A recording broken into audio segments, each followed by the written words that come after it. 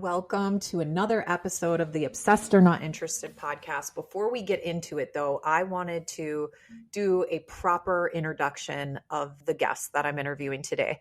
She's a really good friend of mine. We have been friends for years, and her name is Jen Delvaux. The reason I wanted to invite Jen on, obviously we're friends and she's an amazing person and she's so inspiring, but in 2021, she was diagnosed with breast cancer. And I have watched this journey from afar, and I've watched her just take control of her own health and just empower every single person around her on her social media, friend groups like us, and sharing her story with us. But also she just took it a step further, and she even created a cancer community for women. And you'll hear this on this episode. It's so good. And why I want you to hang out, even if you do not have breast cancer, why this is such a good episode is because there's takeaways for everybody. She talks about how it felt when she got the diagnosis, how she handled it. She gives tips about that. So if you're brand new to getting your diagnosis, this is a great episode for you, or to send to somebody you know who's experiencing this right now and going through the trauma and the struggles of this. But also she tells you tangible takeaways on what you can do to help yourself heal. And then she also goes into talking about preventative measures that you can take. So that's why I'm saying this episode it's a good one. It's a good one. But more about Jen. I'm like gushing over the episode. But she is a certified integrative health practitioner. She's a podcast host of Not Today Cancer. You'll hear her talk about that on this episode. She's a published author of Not Today Cancer, a non-typical survival guide for the woman who wants to thrive, not just survive. You can get that on Amazon, by the way, and we'll talk about that on this episode. But then we talk about her husband a lot, who also has cancer. He was diagnosed with brain cancer in 2009. You're going to hear all about that and just all of the struggles, but also how they've overcome a lot of these struggles and how they use humor to get through their days. And she's so inspiring. You're going to love her. And then she's a mom of two. Her daughter just had a baby, so she's excited about that. And other than that, you can tell she feels very purpose driven, and like her mission and the reason that she's on earth, you can hear it in her voice when you hear her speak, that she is here to be a light for other women navigating through the cancer diagnosis, and show them the way. I feel like she created this community in the way because she was struggling to find a place where she fit in. So anyways, you are going to love this episode. So let's just get into it.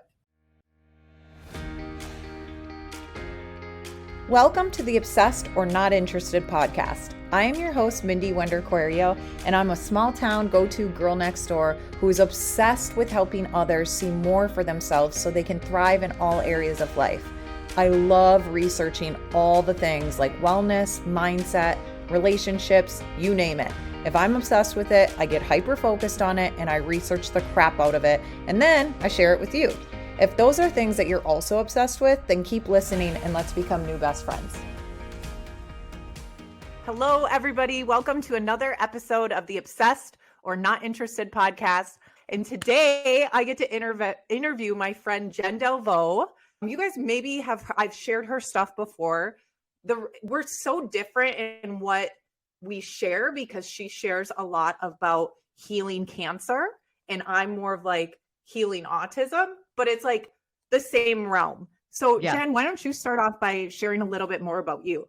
Well, first of all, Mindy, I'm so excited to be here. I love to share my story in hopes to help other people that are going through a diagnosis or just a struggle in their lives. I mean, we're all going to go through something at one point in our lives. And I like to be that light, that guiding light for other women that are going through it.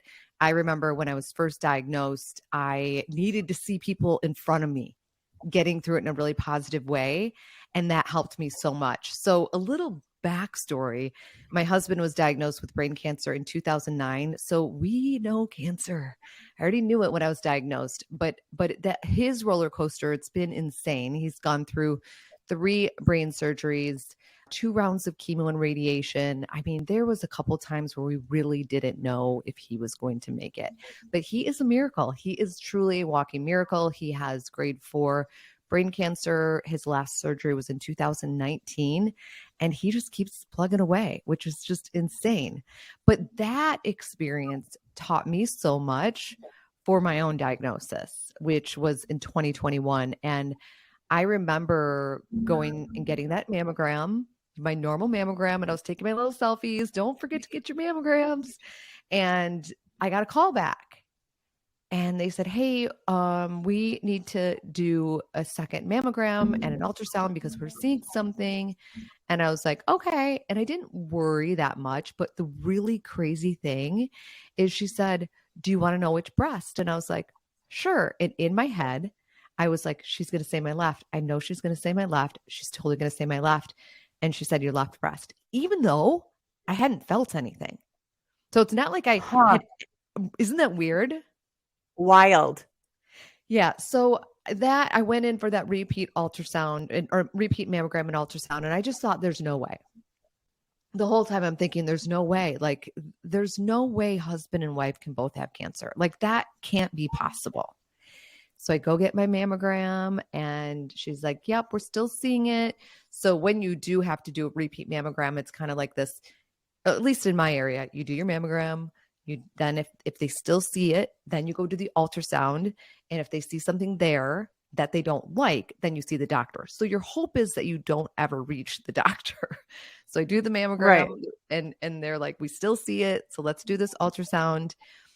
And I was still feeling okay because I know that it's so common for women to go back in because of them seeing something on a scan. Like it's just mammograms are so good now. They can see so much that it's not that surprising when things do arise and it's not cancer.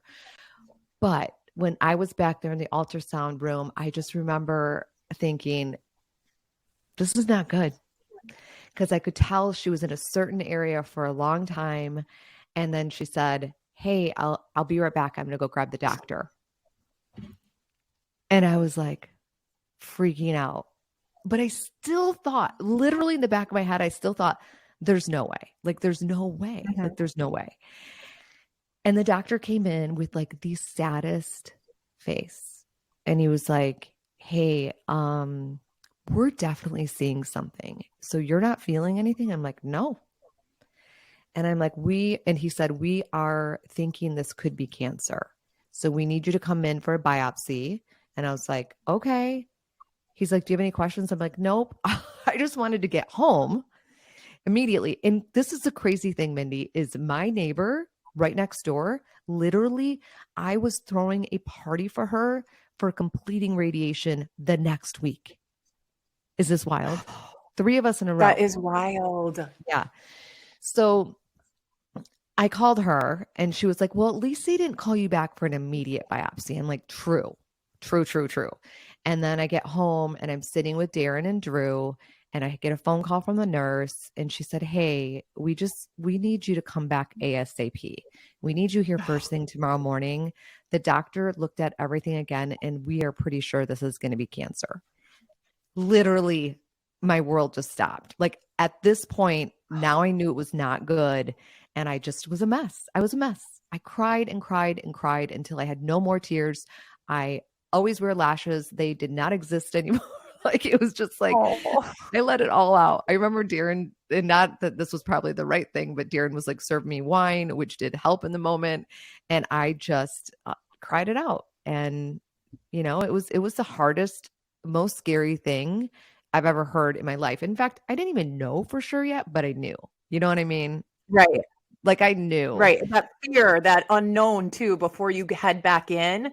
Yeah. And you have so much background because of your husband, Darren. Correct. So you have this background knowing, hey, and then your friend. So you know, yes. You knew. Yes. I knew. And I woke up, so I went to bed that night.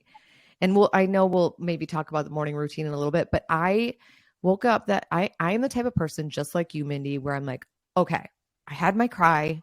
I let it all out. Now let's go. So I woke up and I started doing my typical morning routine. And then I stupidly opened my email and I looked at that my chart. And my tip for you, if anybody's listening, wait until you're in the doctor's office until you open up the test results if it's something that's this big. Because immediately what I saw, it said BIRAD 5 and 5 was the highest. So in my head, I was thinking this was stage 4. It was the worst of the worst. And I had weeks to live. And that's where my mind went. It was ridiculous.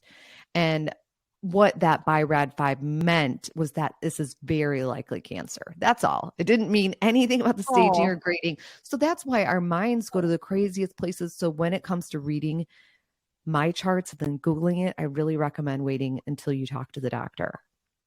So then if it is the worst, at least, okay, then the doctor is saying it. But if it's not, you're not spiraling and going crazy.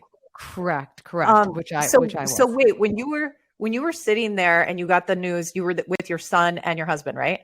Yeah. So did they knew, Darren knew, but did your son know, or were you guys kind of? So he knew, he knew, but he was trying to be really strong. And he, I think at this point he had gone upstairs for a little bit, but he knew. He kept coming down and just like trying to be really positive. And I called my daughter at the time. She was living in California and she was like, "You've got this, Mom. Like, we've been through it, like this was our family is so open. And I'm sure you are too. When you have things like this in your life, you are open about everything. And it's just conversations. We don't keep things a secret. We never did with Darren's. I mean, we haven't said like, here's the stats on what he has, because honestly, stats lie. They're not, that doesn't mean how things are going to, work out for you. That's just a couple people that have had it happen that way. It's just statistics. It's not you. So we've never talked about that. But we're just open with them. So he knew. Yeah.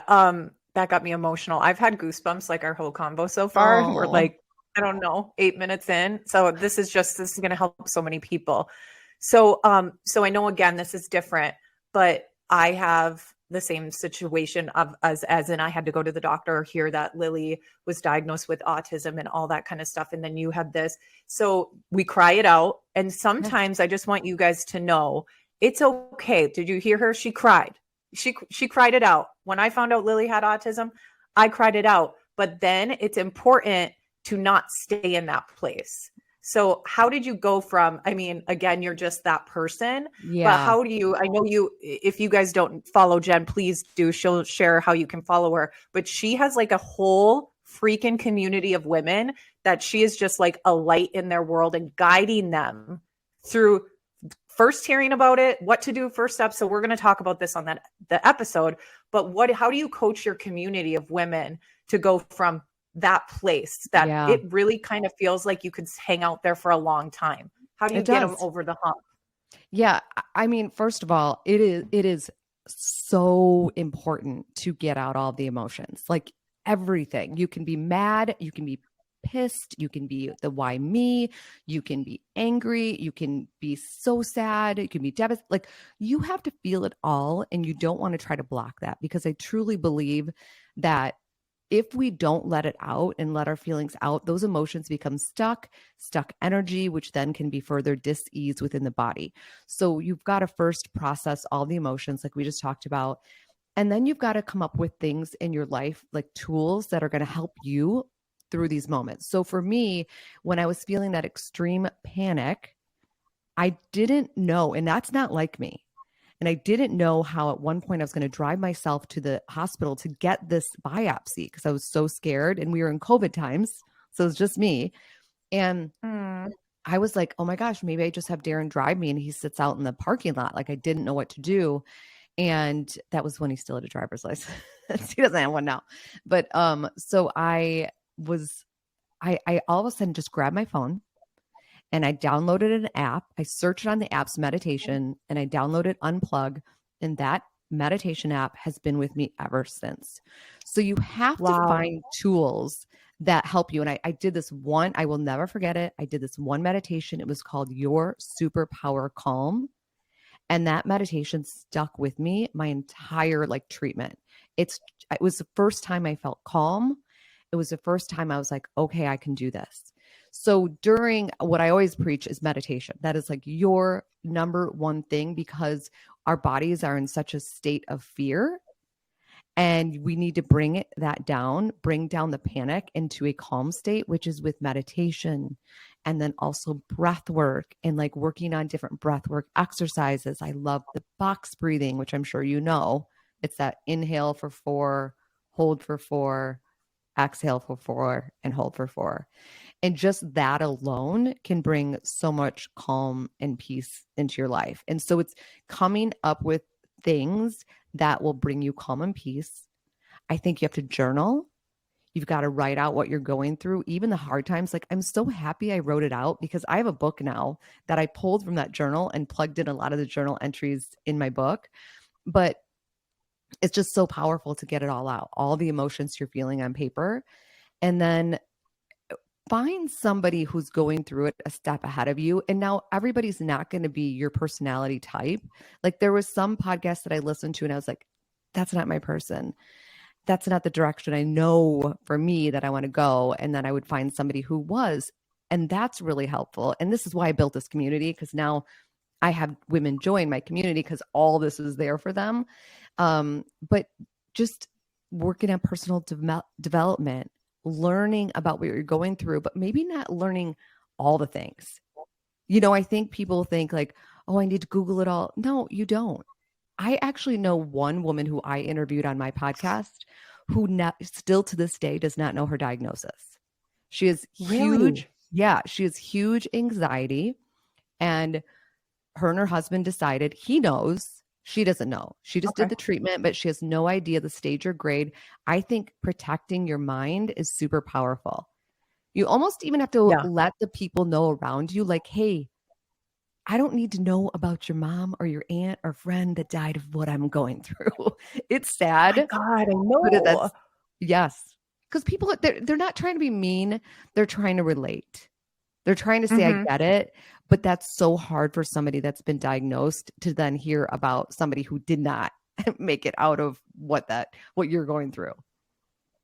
Oh, for sure. And I think this goes for everything. Like when you're trying to protect your mindset, you know this because we're big personal growth people. But I'm like, I don't need to hear all the negative or watch the news or what. I mean, obviously we have to be in the know. So you have to watch a little. But like, why put that into your mind, especially when you have fear, uncertainty, anxiety?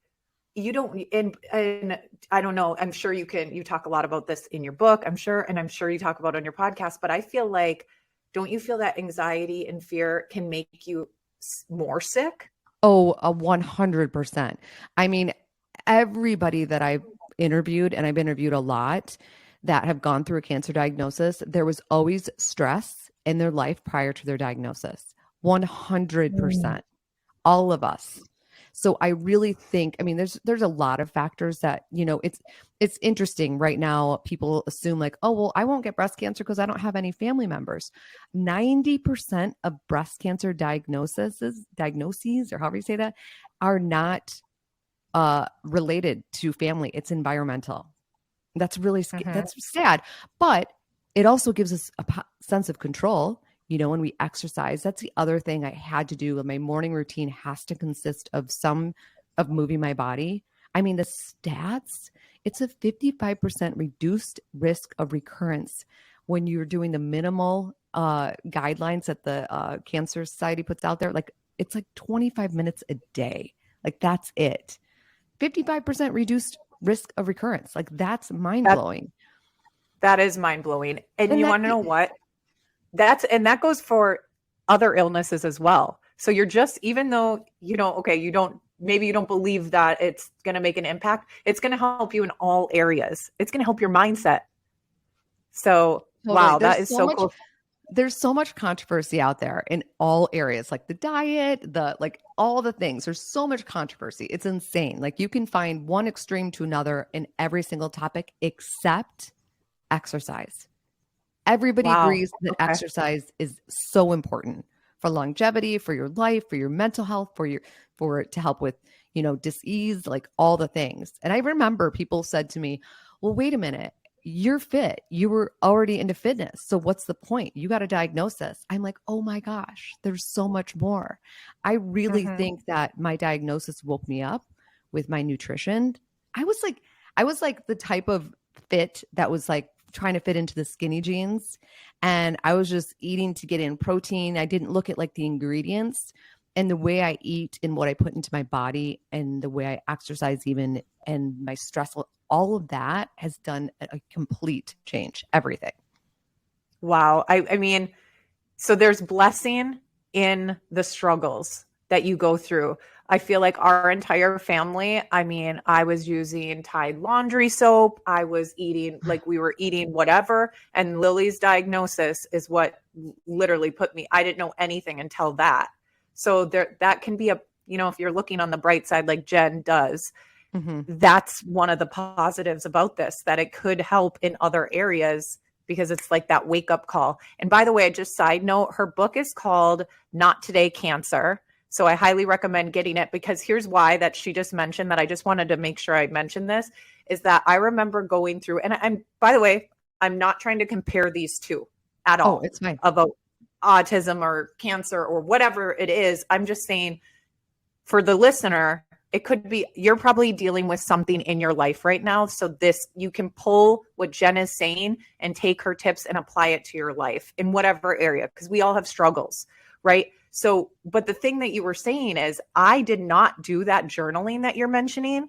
And I so wish I created a blog probably a year in, and I'm like, I'm so grateful I created that blog, because I wouldn't be able to tell these mothers who are getting this autism diagnosis for their child. It's hard to remember back 10 years ago what I did first or how I felt or whatever, but I had that blog. So it's not the same thing. But the fact that in your book, these people that buy your book, Not Today Cancer, you're going to actually get how she felt in the moment, because you're pulling from your journal, you said, right? Yes. Oh, I have parts priceless. of it in there. Like when I first found out. Yes. Yeah, it was insane. And I'm so glad I did it. And I think, journaling is something that people think of as really difficult, and like you have to be this really good writer and it has to say these specific words. And you cannot read my writing. It is not legible. And there's a lot of times, and it's just like it doesn't even make sense. It's like nobody would understand what I'm writing but me, and my mind knows it's getting out, or that it's getting out of my head. But there's a lot of times where, like there's something with Darren and it's something that worries me, but I don't want him to ever find this. So I tear it up. It's just getting thoughts that you have in your head out onto paper. It's so powerful. So, and I think that's a thing that a lot of people put off, but it's pretty amazing.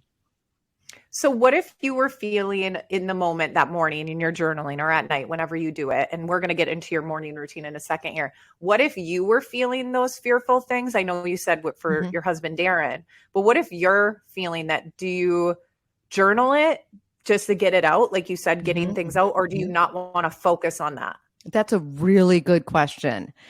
Because this is something that I actually pivoted a little bit, because I do think it's important for us to look fear in the face. And I think, for a while there, which did help in the moment. So I'm not saying not to do this, but when because you feel a lot of fear in the beginning, you just do. When anybody's heard the words, you have cancer, it doesn't matter what your diagnosis is, your life changes for the rest of your life. You will always, it's almost like PTSD from that diagnosis. And so if you feel anything weird, or you have a scan coming up, or it's just like, you just all of a sudden think about it, like, what if, the fear comes up. I used to tell that voice to shut up. I would say, this is not me. This is just something in my head. But I do think it's important for us to be like, okay, why am I feeling this way? And deal with it instead of shutting down feelings. Because I think when we shut down feelings, it can trigger other emotions to come out. Like there was a girl that I knew that went through a diagnosis and she powered through everything. She was like, I'm good. I got this. And like went through all the treatments, and then afterwards dealt with serious depression. A lot of times people assume like, oh, your treatment's over, you're all good. And for somebody who's dealt with a breast cancer, it's lifelong. Like it never goes away because you're typically on some sort of medication, and maybe your body's been altered, or you're on these meds for a long time, or you've been put into menopause. Like there's all these things that happen where the majority of the world are cheering you on, like, you did it, you're done. And you're like, no, it's just starting. So the fear does get better over time. It does. But for a moment there, almost after treatment, it gets a little bit worse because you've been held by these doctors and nurses for a while. And then all of a sudden it's all on you. And you're like, wait, how am I going to do this? And so that's why I think for me, taking control of the situation, which by eating right, exercising, minimizing my stress, like doing all the things to help me, gives me a sense of power in this. You know, I don't leave it up to the doctors. I know many people who just are like, I'll do what the doctors say and do the surgery and the radiation and the chemo, and then they just go back to life as is, which I don't think that's the right thing. And I think those are the people that have more fear that comes up. Did I even answer that question? I feel like I went down a million different tangent. Yeah, no, but this is, everyone's used to it because they have to hear from me every week. Yeah. So when they know I have ADHD. No, that was great though, because I actually really wanted to know that question for myself, because I feel like maybe a little bit of recovering, not so much recovered toxic positivities in me, because I'm like, don't shut that voice up. And I think that's true for some things, but like you're saying, I believe you. I believe that was a traumatic experience, and that was PTSD when you went through that, finding that out, and the period, actually the whole thing, and then plus what you go through with your husband. And so I do think that if it's just like, you look disgusting in those dreams, that's a shut this voice up type of thing. So you got to kind of decipher. But if it's a PTSD triggering thought, face fear in the face, you're saying, or you know, like deal with it head on. I do. I think that you have to go, okay, I see you, fear. I'm here for you. And it's not going to doesn't have to happen this way, but I see you. We're going to meditate on this. We're going to like work on some breath work. We're going to maybe journal a little bit, like why I'm feeling this way and how can I come out of it? That's kind of what I mean. You know what I mean? Yeah. Like so you work through it. You work through it. You don't stay stuck in it. Like you don't like believe. It's not that fear is true, but it's happening. It's really happening. Like that fear is in our minds. So it's just dealing with it and processing it and working through it so that fear can go away. Because I think if we just keep shutting it down, it just keeps coming up. And until you actually like look at it. Yeah. So true and so good. I mean, I think that was great advice, because there's going to be some things that come up for you guys that, you know, you kind of want to like, oh, I don't want to focus on this and spiral on this, but you can reframe it. Like you just said, that was beautifully, I love that you shared that, because you're just like, okay, this is the feeling. I'm going to reframe it because it's not true. Right. And then you got to work through that. Otherwise it'll come out in different ways, like you said. So that's amazing. I'm glad you shared that, because I feel like a lot of people probably struggle with that. I know I do, just with whatever. So, okay, let's share your morning. Or do you want to share something else on that? No. Okay. I thought you were going to say something. Let's go into, I believe so deeply in a morning routine. And I feel like you just said, after you get past this and you're on your own and stuff, the way I see what I call this is being on your game, like working out, nutrition, morning routine. So share your morning routine, because I think that sets the tone for the entire day. 1,000%. Like I cannot imagine my life without this. And so I've been doing this for a long time. Before my diagnosis, my morning was really important to me. I would wake up before everybody else, but it has definitely changed. You know, I was all business before. After my diagnosis, I spend the first about 20 minutes like de-stressing before my day even starts. So what I do is before I even get out of bed, I lay there and thank God for a new day. And I get excited for my day ahead. I don't sit there and think about like, oh my God, what do I have to do today? I'm like, oh my gosh, thank you, God, for this new day. And I'm so excited about it. Something really good is going to happen today. I go downstairs, I make my tea or coffee, and I get in this comfy, cozy place. And I'm either meditating, I'm doing personal development, or I'm doing a tapping session. And I kind of switch them up, but whatever I feel like is in my heart is what I need, is what I focus on. So it's like 10, 15 minutes, sometimes 20, just like getting calm and peaceful. And then I write out my affirmations, how I want my life to look, how I want my day to look, my dreams are. And then I write in that journal everything that I have to do for the day. And I also what's really important, and again, this is something I learned after my diagnosis, is we have to have activities that are calming. So instead of just trying to create busy work within our schedule and to-do lists, everything we have to do, schedule in there. Like, I'm putting my phone down for 30 minutes from here to here, and I'm going to just like check in with my family, or I'm going to sit there and do a meditation, or I'm going to go jump in my sauna. Like, you should have a calming exercise every single day. And if you're really busy, it doesn't have to be long. It can literally be like 5 minutes. I'm going to go in my car where nobody can bug me, and I'm going to listen to a meditation, or I'm going to do a breathing, exercise. And then I go down and get my workout in. And typically I do a meditation after my workout. So mornings, like first thing is usually tapping or personal development. I'm just searching something on YouTube. Or I'm reading a book too. Like, sometimes I change it. We don't want to get stuck in these routines either where it's just monotonous. So I change it up a little bit, but it's always some sort of like personal development in the morning. And then I get my exercise in, meditate, and then get ready for the day. Okay. I love that. So when do you get your journaling in? Is that like part of the morning? Yes. So I think of my affirmations is journaling. Oh, gotcha. Same. So I really think those are the same thing. And sometimes I'm like writing in paragraph form, and sometimes I'm just writing out whatever I want. My body is powerful. My body knows how to heal itself. Whatever it is that I need at that moment is what I'm writing down. Okay, perfect. Love that. And then for fitness, I know we've touched on this a lot, but is there a certain type of fitness routine or exercise that you should do when you have that diagnosis? Yeah, I definitely, of course, if you are dealing with, you've got to get cleared by the doctor, but for me, when I went through radiation, I worked out every day. It was the one thing. I was exhausted throughout radiation, but I scheduled my radiation first thing in the morning, and then I would go immediately in my gym and I would sweat it out. And it just felt so good to me, whether it was 20 minutes or 30 minutes.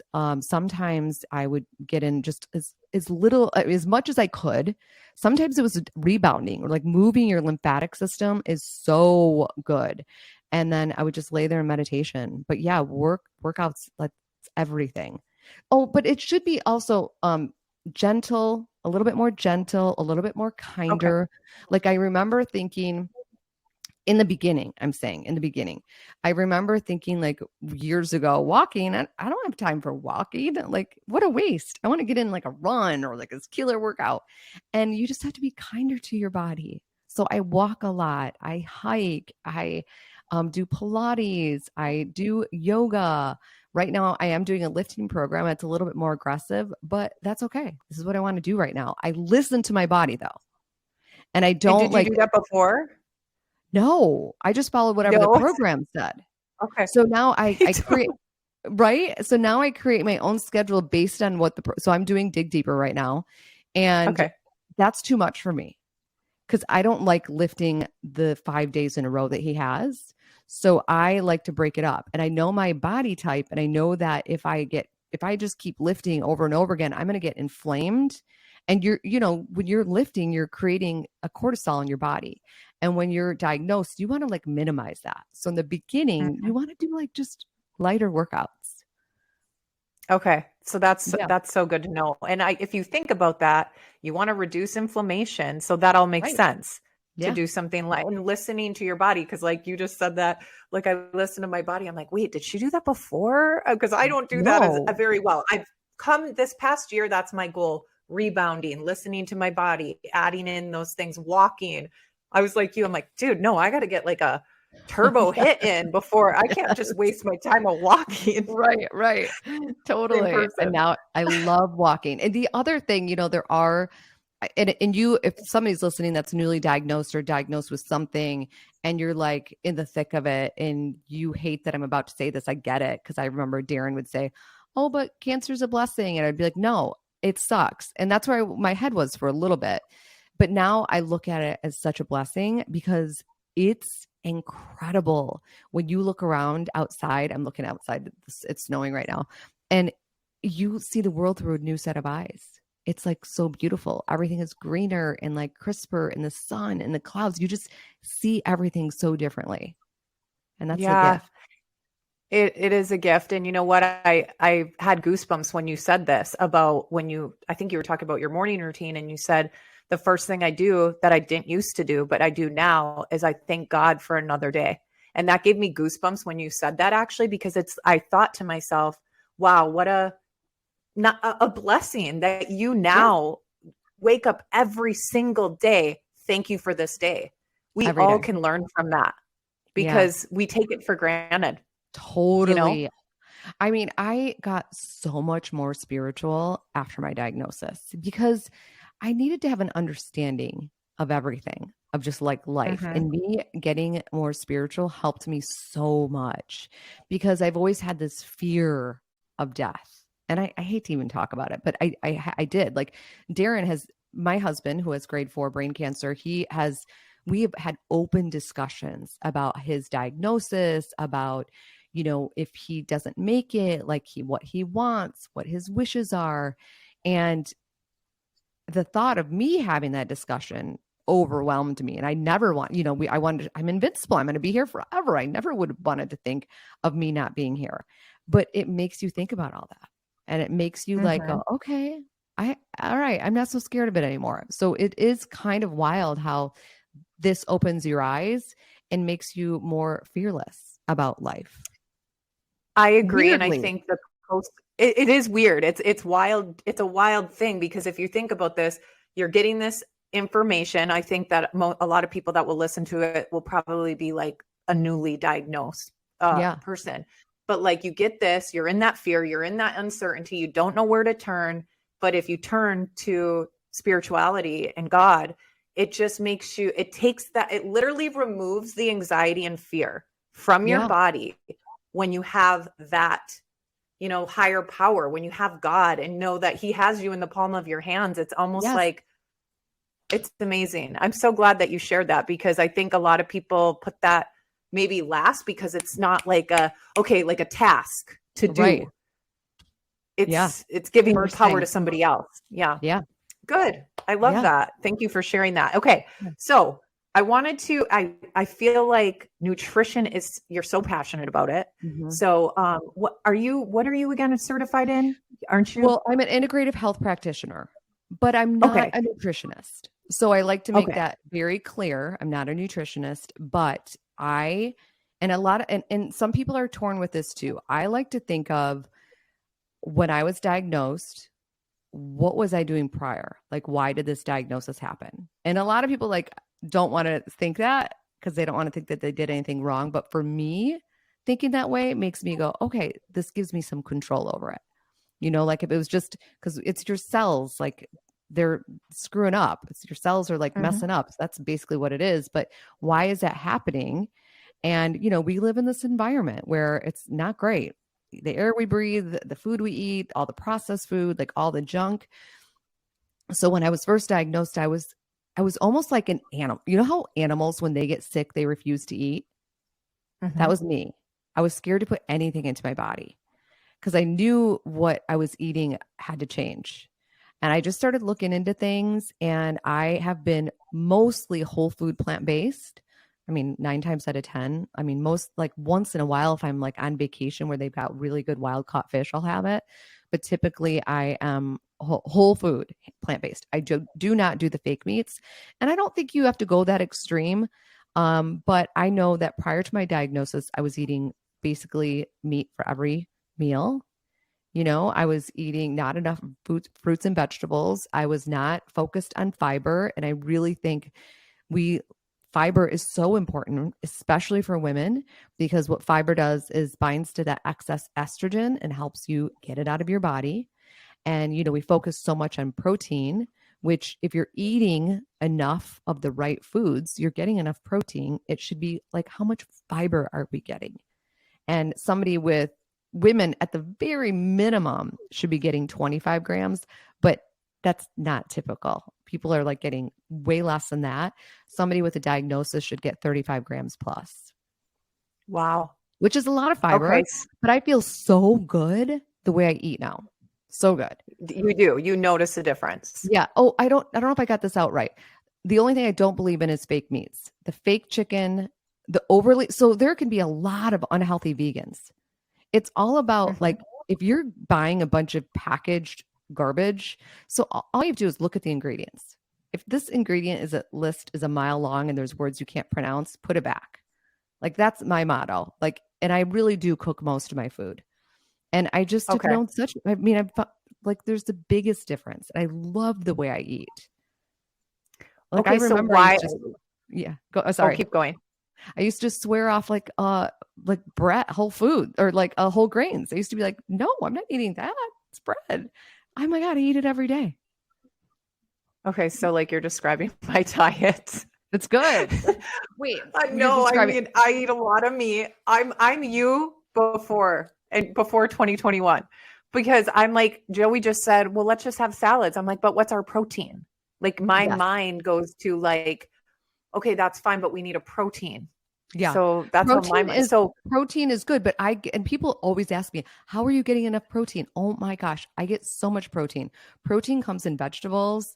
It's in beans, legumes, whole grains. It's in tofu and tempeh. And, people used to be so scared of tofu or soy, and soy, as long as it's non-GMO, like organic, like sourced properly, soy is actually beneficial for women with breast cancer. Like, beneficial. Like, there are studies in Asia, where that tofu is like the main thing. Breast cancer did not exist there, and nor did menopause, because soy can also help with menopause symptoms. It did not exist, breast cancer, in Asia until the Western diet was introduced. Huh. I mean, right there alone, it's just like huge proof. Right. And I like tempeh and I love tofu, and I'm always like, oh, I better not get it. Well, like you said, it's probably, if you're out to eat, more than likely it has GMO. So, right. But if I was going to buy it at home. Okay. So you don't. Okay. Good to know. But yeah. So what is the thing about meat though that they recommend and you recommend not to eliminate it after your diagnosis? Well, it's breast cancer specific, but again, this is, I think that meat is okay in like small portions, and it is, grass finished. So it's good meat, and it's like just a little portion on your plate. Like, if you look at your plate, it should be mostly vegetables, a little bit of whole grain, and then your protein. Like, and if that's meat, if that's your choice. But I really think it's important. We're all different. All of our bodies work differently. And I think testing is super important, because sometimes people, you can even do like a blood test that can look at your DNA to say, okay, well, she doesn't need a little meat. I think we're all different. We're all unique, and you need to find out what's right for you. So that takes testing. This is what I do and what works for me. But there is a link with red meat, ultra processed meat, with breast cancer. Kind of a big one. So if you've had a diagnosis of breast cancer, I would definitely eliminate any processed meat, like bacon, sausage, deli meat, like that. I would definitely steer clear of. That is like a known carcinogen that is a link with breast cancer. Dairy is questionable, so I just don't do dairy very often, or I don't do dairy at all. But that's one that's kind of, in question. But again, you just have to do your research, because you can see both sides of it. So you got to do what you believe in, what your body, like if you do testing, what is your body telling you? When you eat something, what is your body telling you? Just listen to your body. Like, our bodies can tell us so much.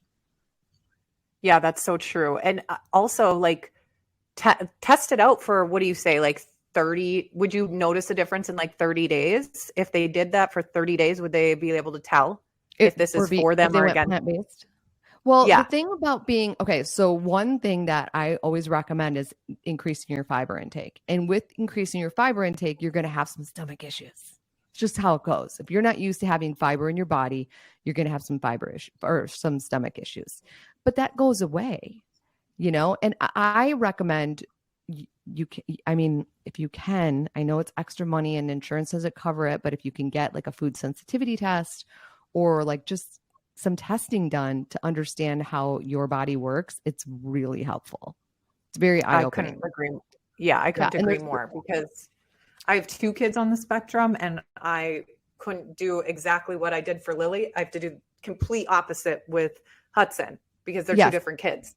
right. And the thing about that, I want to say this too. So for Darren, anybody that has a neurological brain cancer, neurological, anything, they do recommend more of a ketogenic diet, but not a ketogenic. So here's where things get messed up. I think people think ketogenic diet, it's meat and butter and really high fat, but And yes, bacon. right. That's part of it. But there's also, again, a lot of vegetables. They're still eating a lot of healthy foods along with it. Have you ever read the book? I'm sure you haven't because you didn't go through a diagnosis, but there's a docu-series I'm watching on it too, but it's Radical Remission. And it's really powerful how there's all these people who had a cancer diagnosis. Most of them went through the traditional route of chemotherapy, radiation, all the things. And it came back, it didn't work. And they were kind of at the lost hope. And they changed it with diet and exercise and changing their water and minimizing stress. There's 9 factors, but the diet part of it, there's some diets that worked for some and some that worked for others. But overall across the diets, it was more fruits, more vegetables, more fruits, like a lot of vegetables. That makes so much sense because you get so much out of those things. So it's like common sense. It's just like we are lifting weights. So we put the emphasis on, okay, I got to get my protein. Yes. And so you just don't think about the nutrients that our cells and our bodies need. So this is just such great information just for anybody, just for preventative. Yeah. Even. Right. So oh my God, for I sure. love that. I wish I would have known. I had no idea about breast health prior to my diagnosis. I wish I knew what I do now because I think that I could have, who knows? You can't ever go back, but I wish I would have had this knowledge that I have now. So preventative, if you could go back, number one, you would have changed your diet with 1,000%. No protein. More like not focused on the protein, more about like what you're putting in your body for nutrients. Yeah. I think diet is a really big piece of it. And that's a big one. I would minimize stress. I would have some sort of way to de-stress every single day. I was living in a constant go, go, go. I was never slowing down. Meditation, I didn't have time for meditation. Walking, I wanted to run, like all the things. It was just go, go, go. And I never gave myself peace, and I needed more peace. So yeah, definitely diet, peace, and again, not like you have to go vegan. I'm just saying, look at your diet, add in more fruits, add in more vegetables, and add in more fiber. Yeah. Take your health seriously. That's basically the best preventative method that you could apply from my takeaways for myself that I'm going to be changing after talking to you. Okay. So let me just switch gears out of nutrition for a second. So what for parenting? I don't know. How old were your kids when you found this out? Because I know they're older now, but. Right. Well, let's go back to Darren. So when Darren was diagnosed, Drew was 4 and I think Maddie was 8.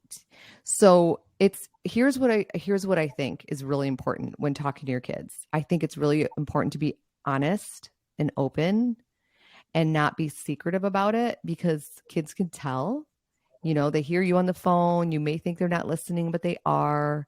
And I think they're going to hear these words, and you just have to be open and honest with them. You don't need to give them all the gory details, but just be open with them. And also really important is to understand that your kids are unique and how they respond to it. So Drew was very hands-on and very wanted to be involved, even though he was really little. And Maddie it scared her. The whole thing scared her, but I could tell that she internalized a lot of it and cared deeply. So even though she may not have been outwardly like seeking to help, I knew that I had to give her, you know what I mean? Like it was just like, I knew that she cared. She just didn't know how to show it. And they're just kids. Yeah. They don't know how. And even you might think that they might be like, oh, devastated. And they might be like, oh, okay. All right, I'm going to Sarah's, or I need to go do some homework.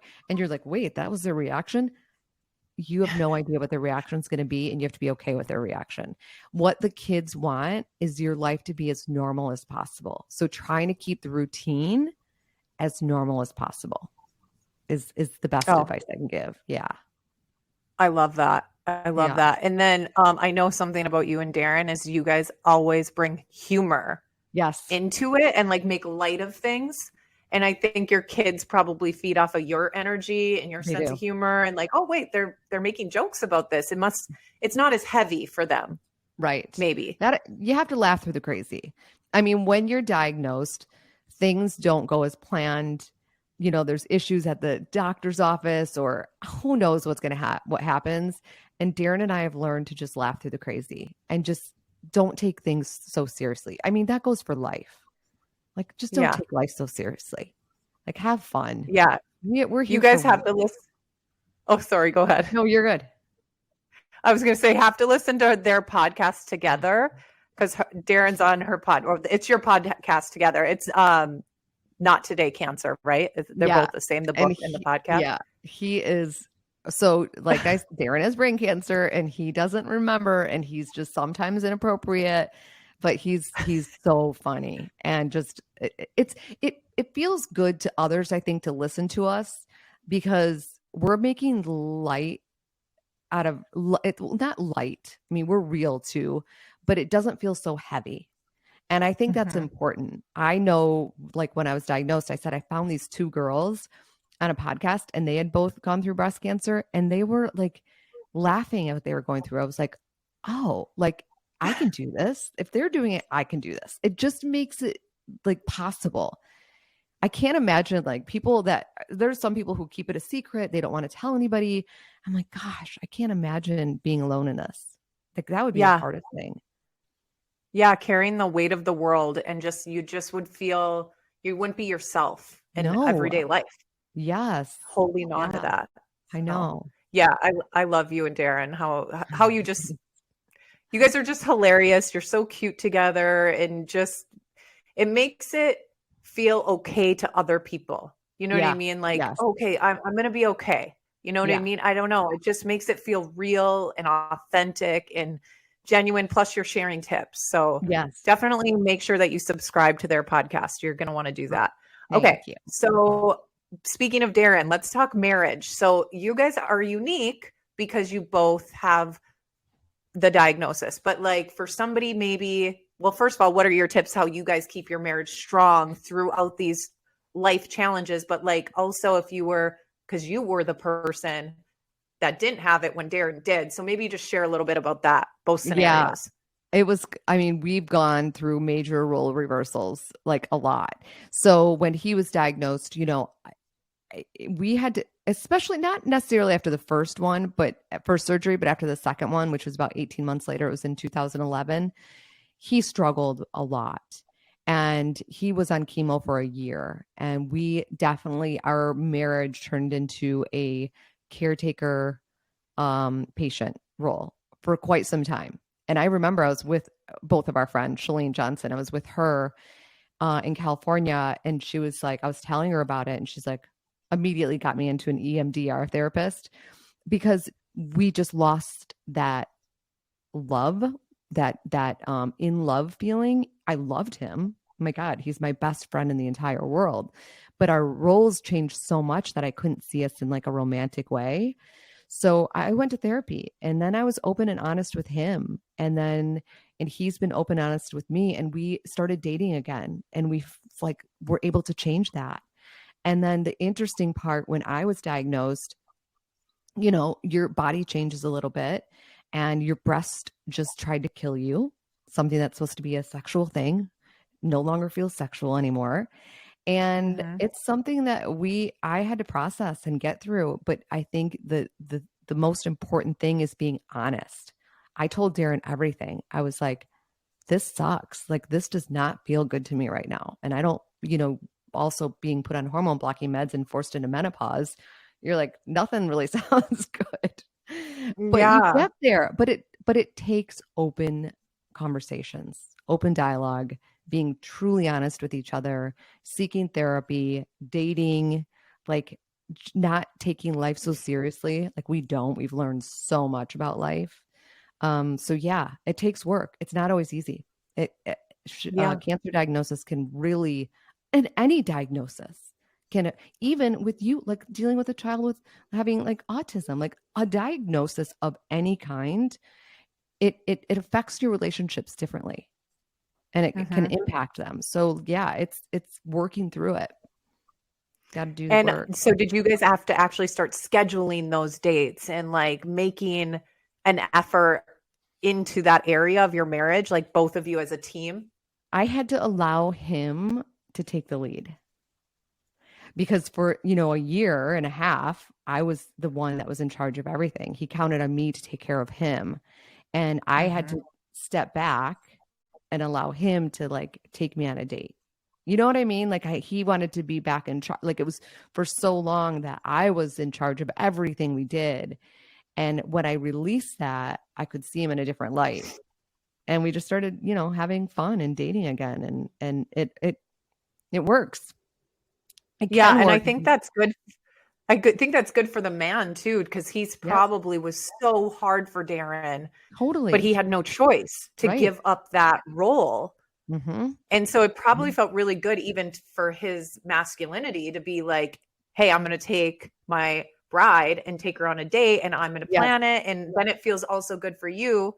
So I think that's really, really I'm glad that you said that Yeah. because, and mostly women probably listen to that, but like Jen said, voice that tip that she just said, voice that to your spouse. Mm-hmm. Let him know that that's going to help and that's what you need, like Yeah. Jen did, you know? Mm-hmm. Open So discussion. it's, You yeah, have to you be guys honest. And had this is that. for marriage in general. You have to be honest about everything. Like I think so many times as women, we're like, well, why didn't he do this for me? I wish he would have thought of this. Like guys just don't think of things. We need to tell them. We need to Yes. put it in their head. We need to tell them exactly how we want things to happen. And then you're going to have a happy life. Yes.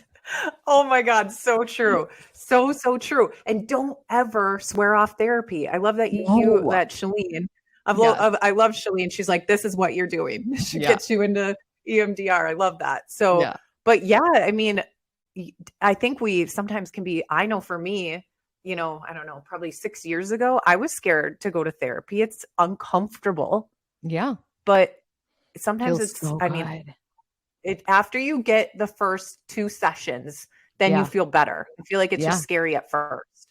Darren and I would go into some therapy sessions like, like annoyed and fighting. And then we'd leave there like holding hands and going on a date night. Like you just talk I through love things. that. Yeah. I love it. Okay, so I don't want to take up more of your time here because this has been so amazing. But before I let you go, Yeah. if you could give the listeners like one piece of advice or leave them with a thought or whatever, what would that be? Yeah. I think that honestly is to slow down and look around and to truly not take life so seriously and have fun. Like, I think we stress about everything. The news is constantly on. Everything's in our ear. We've got our phones, the distraction. We've got just so many things. Just have fun. Like, schedule fun in your life. Turn off the news, turn off all the noise, and just have fun.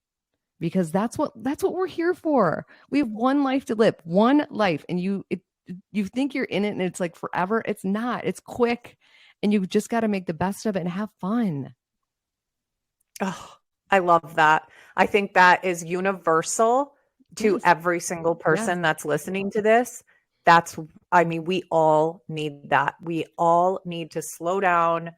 What was that app you said? Because I feel Oh, like that could benefit for the everybody. meditation, unplug. And the one thing I would say, so if it's a listener that's newly diagnosed, I would say to them is to go slow. I think we react so quickly out of fear. And we're like, including myself, I did this and I've learned a lot along the way. But we run into these appointments. We're like, take this cancer out. And it's like, blah, blah, blah, do all these things. But just slow down. Most of us, 9 times out of 10, have time. And just take it slowly. Like take each step of this slowly. Like whatever your treatment plan is, just stay where you are now. Don't overthink it and get to the next step ahead of yourself.